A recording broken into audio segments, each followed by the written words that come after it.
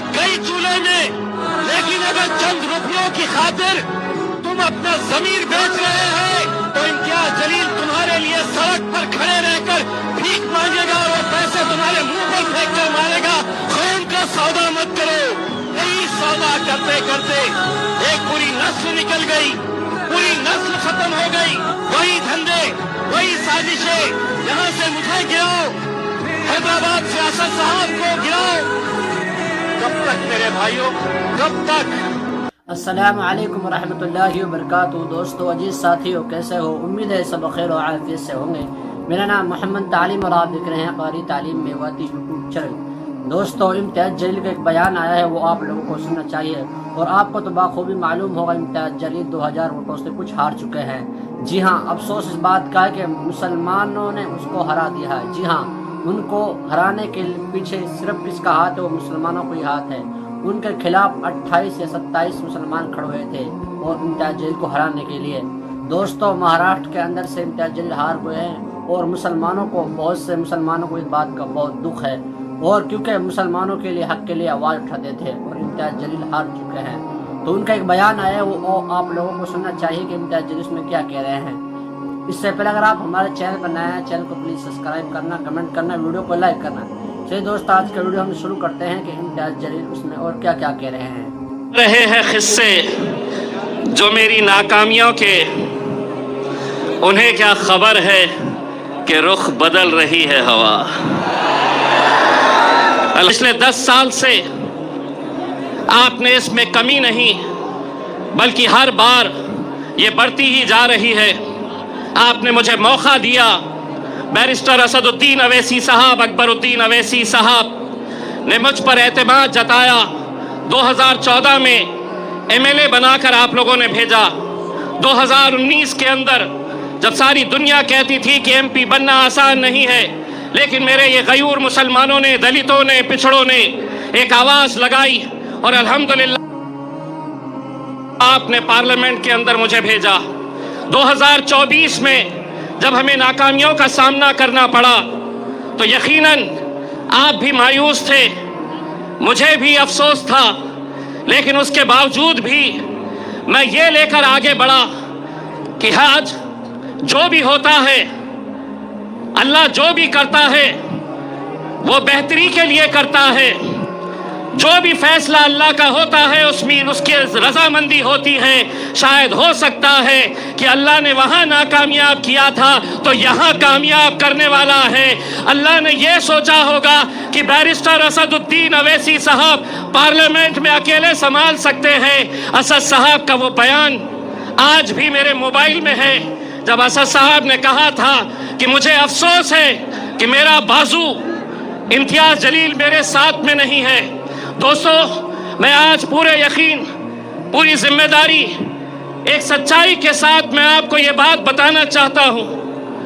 लोकसभा का इलेक्शन हारने के बाद मैंने असद साहब से कहा था कि असद साहब, मैं 10 साल ये आवाम ने मुझे अपने दिल में बसा कर रखी है, अपने कंधे पर बिठा कर मुझे 10 साल रखी है, अब किसी और को मौका देंगे। लेकिन असद साहब ने मुझसे कहा था कि इम्तियाज, आज महाराष्ट्र के अंदर जो हालात है, महाराष्ट्र के अंदर जो फिरका परस्ती है, कोई आवाज़ उठाने के लिए तैयार नहीं है। उन्होंने अपना हुक्म दिया कि किसी भी हालत के अंदर तुम्हें महाराष्ट्र की विधानसभा के अंदर जाकर इन लोगों की आवाज़ बनना है और लड़ना है हुकूमत से आंख में आंख डालकर। मेरे कायद का हुक्म सर आंखों पर, लेकिन आप वो साजिशों को भी समझिए कि जो आज एक उम्मीदवार को, मजलिस को खत्म करने के लिए कैसे कैसे हथकंडे अपनाए जा रहे हैं, क्या साजिशें खेली जा रही है। नासिर सिद्दीकी साहब, जब उनके खिलाफ 2 उम्मीदवार खड़े हुए, राजनीतिक तौर के ऊपर कट्टर दुश्मन, वो एक हो गए, एक प्लेटफॉर्म के ऊपर आ गए और उन्होंने कहा कि अगर हम दोनों लड़ते रहे तो ये जीत जाएगा, मजलिस जीत जाएगी। वो जो इतने इतने हिस्सों में बटे हुए हैं, वो एक हो रहे हैं जिसका एक अल्लाह, जिसका एक रसूल। हम कैसे बट रहे हैं? हम क्यों बट रहे हैं? कौन बांट रहा है हमें? 28 उम्मीदवार पूरे महाराष्ट्र के अंदर सबसे ज्यादा मुसलमान उम्मीदवार अगर खड़े किए गए तो वो औरंगाबाद की पूर्व सीट से, जहां मजलिस इत्तेहादुल मुस्लिमीन ने मुझे खड़ा किया है, 28 खड़े नहीं हुए, खड़ा किया गया है।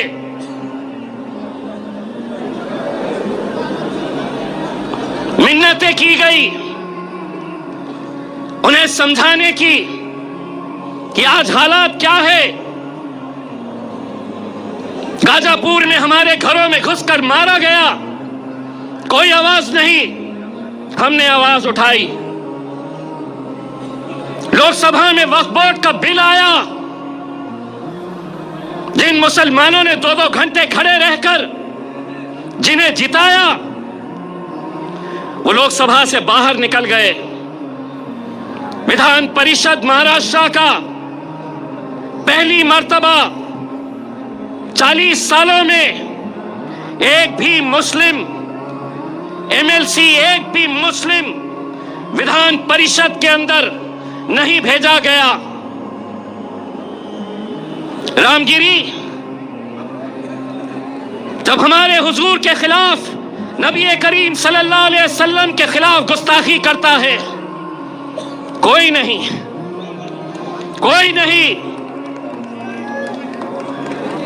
कोई नहीं आगे आया।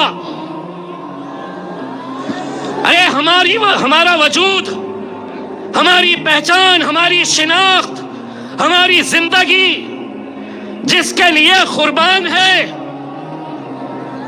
उसके खिलाफ गुस्ताखी हो रही है, तो भी हम अपनी नफरत की राजनीति में बटे हुए हैं। लोग समझते थे कि वो बोलेगा और हम सुन लेंगे, वो कोई और होंगे सुनने वाले।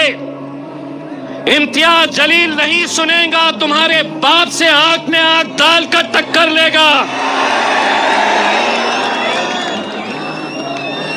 एक आवाज हमने क्या लगाई? अल्हम्दुलिल्लाह पूरा हिंदुस्तान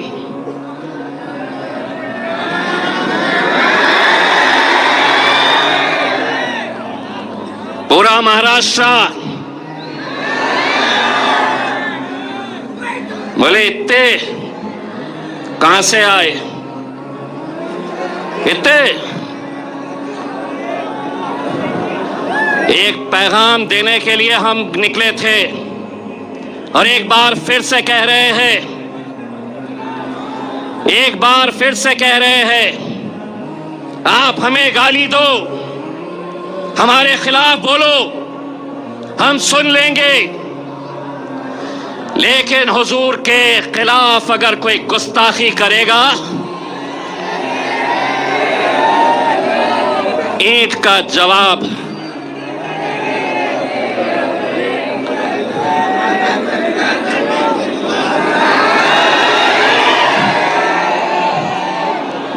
पुलिस वाले देख रहे मेरी तरफ, बोलता क्या पत्थर, पत्थर बोलता क्या? पत्थर बोला कि केस होता मेरे ऊपर। तो मैंने भी क्या बोला? ईंट का जवाब। जिसको समझना था वो समझ गया। हुकूमत को हम एक पैगाम देने के लिए गए थे मेरे भाई।